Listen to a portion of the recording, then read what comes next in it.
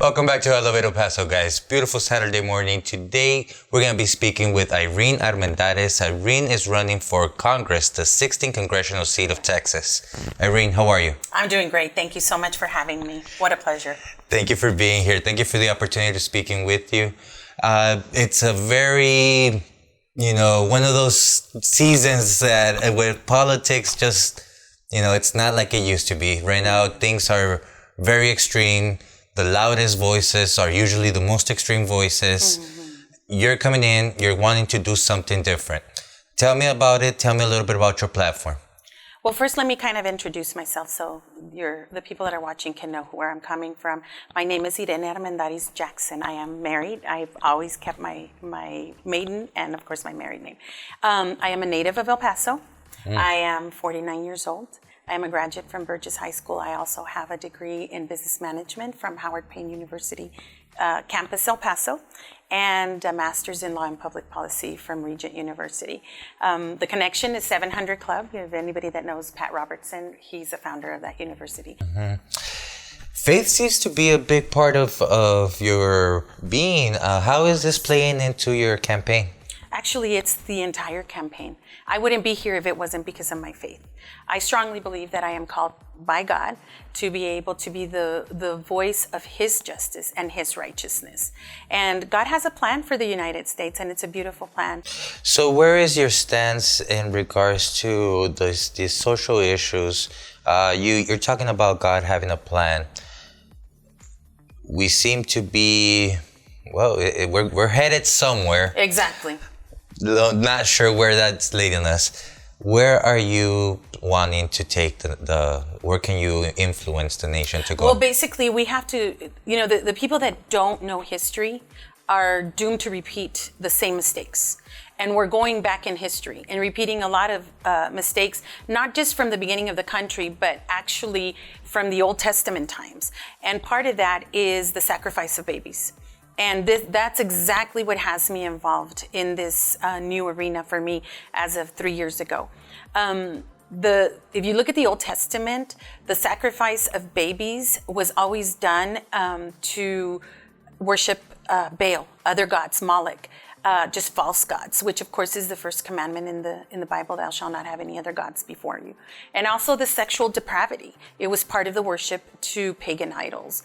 And so going back to history in the beginning of our country, I honestly believe that our forefathers, being the majority actually ministers themselves, the beginning, the platform, the idea, a brand new idea of this Republican democracy, it was inspired by the Holy Spirit. No other nation before, we've had republics before, but we've never had a democratic republic exists where the people have the power to govern.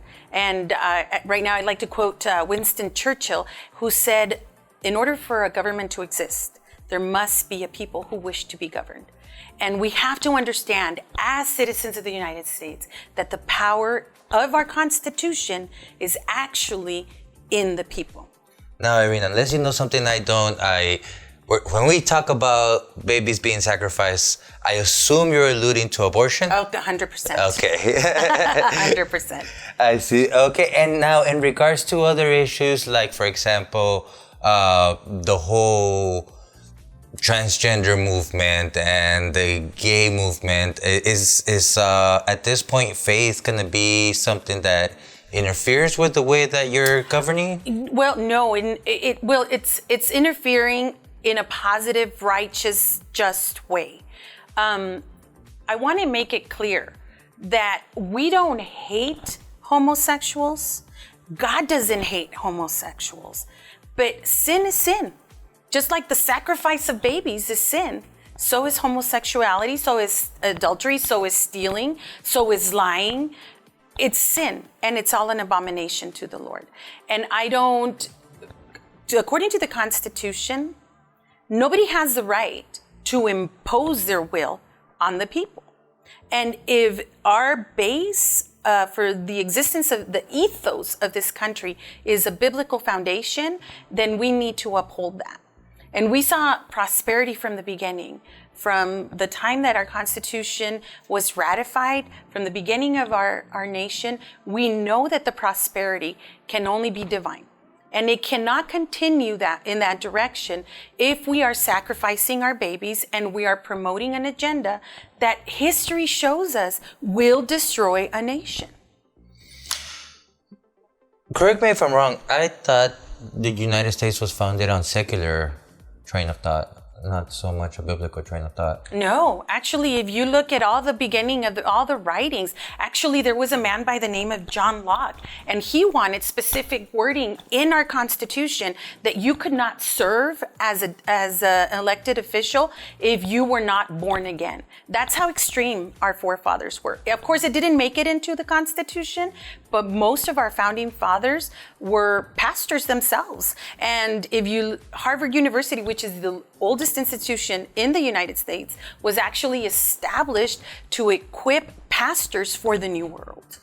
You're right. I really thought I was under the impression of the whole common sense pamphlet being a lot of the inspiration and well, actually, God is common sense. Yeah, the author being, an extreme secularist. So. But that being said, put aside for a bit, let's talk a little bit more on your platform. We are looking at a day and age when immigration is such a big issue, yes. especially in our area. Correct. How is it that you plan to influence this? Well, first of all, let's speak truth. Let's speak truth. My husband is a Border Patrol agent, so I get it from the horse's mouth. And he is the most compassionate man I have ever met, aside from my father, who is also a God-fearing man.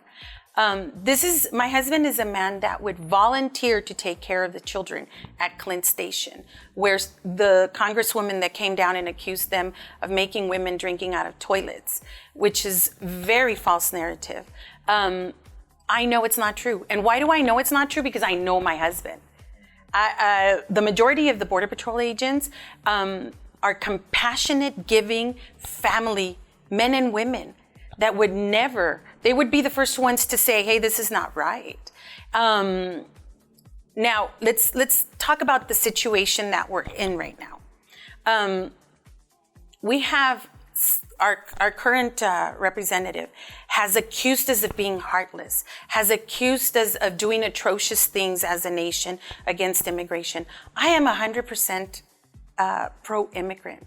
My parents are Mexican immigrants. A lot of my very good friends are immigrants. I have a big influence from coming and going into Ciudad Juarez. I grew up going to Primera Iglesia Bautista in Ciudad Juarez. Many of my friends are still in the Juarez area. I have family in Mexico, of course. But allowing people to come illegally and promoting that is modern day slave trade. Because they come in and they get a date to be able to go before an immigration judge. And it might be a year or 2 years. Right now, it's more like 2 years. But in that time frame, they are not allowed to work. That creates an opportunity for people to abuse them. And I'll give you an example. I was speaking to a pastor that he actually had people come to his church, 1,500 every week from the people that were being released by ICE. And he was invited to go speak and preach in Wisconsin. After he preached in Wisconsin, they told him, hey, one of our church members wants you to go to his place of work and because he's going to give you an offering. So he goes. And what this man finds out, this pastor finds out, is that this particular man is a manager for 3 Kentucky Fried Chickens, is being paid less than minimum, and to manage these 3 Kentucky Fried Chickens. And he says, okay, brother, I'm going to give you this offering, but I need X amount of work for you to send me X amount of workers. That's slave trade. If they are not if the nation is not giving them permission to work, why are we promoting people to be hired without or illegally? They're not going to pay them. This is what's happening right now, and this is what our current representative is promoting. And exactly. So that is in part what the narrative that has made her popular, especially in this area. How do you go against that? What is So your... basically, what I support, and this is something that is already being written, and I will, if the Lord gives us the opportunity to be representing El Paso, I will vote in favor of, is a very clear path for immigration. Right now, we do need immigration reform. I'm the first one to admit it. But in order for them to come, anybody, not just from Latin America, but all over the world, we want people to come. You know, we hear the narrative, yes, this country was founded by immigrants, but let's give them every opportunity to thrive in this nation. And they can't do it if they don't come here legally. So let's promote immigration reform, understanding the human dignity factor on both sides, because it's not fair for our representative to accuse our Border Patrol agents, our custom agents, and our ICE agents of being Nazis and being heartless. That's not the truth. I agree. So are we talking about an amnesty, or are we talking about a standard? Well, right now we need to talk about a standard. We need to have a clear path. If you look at our immigration system, our website, it's very confusing. And I wouldn't know what visa I would be able to apply for. So let's make a clear path where people can go of any country that want to migrate to the United States and say A, B, C visas. I'm not saying there will only be 3. I'm just saying as an example. And according to these qualifications, or prerequisites, I qualify for this visa. Let me go ahead and apply. How do you feel about having to prove medical responsibility before being able to come? Well, I think that if you're going to be an asset to the nation, then you need to be able to work.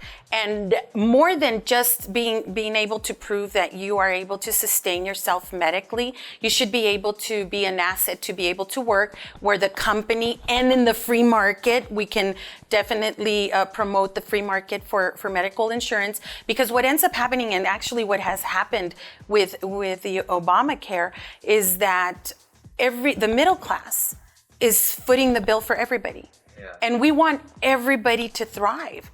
We want people to get out of poverty. I grew up in a very humble home. And we didn't have medical insurance. Praise God, we hardly ever got sick. To this day, we hardly ever get sick. But now that my husband is able to provide medical insurance for us, then I can take my children to the doctor. But definitely, more than just proving that you're able to provide for you medically, I think if you're an asset to be able to work, then, and you allow the free market, even in the insurance industry, to flourish, then that's not going to be an issue. Irene, what's next for Irene right now? Right now is just hitting the campaign trail, making sure that everybody, whether you're an immigrant and you're now a citizen, as a matter of fact, tomorrow there's a citizen ceremony at the Coliseum, which a friend of mine from Sunday school is going to become a citizen and will be there. But definitely promoting what El Paso stands for. El Paso stands for values of family and of faith and of prosperity and pro-immigration. And this is what we're taking on the campaign trail. We want everybody to thrive, not just the middle class, not just the rich. And we definitely want to make sure that we don't forget those that are struggling. And we want to help them get out of poverty. Thank you so much. Thank you. Appreciate it.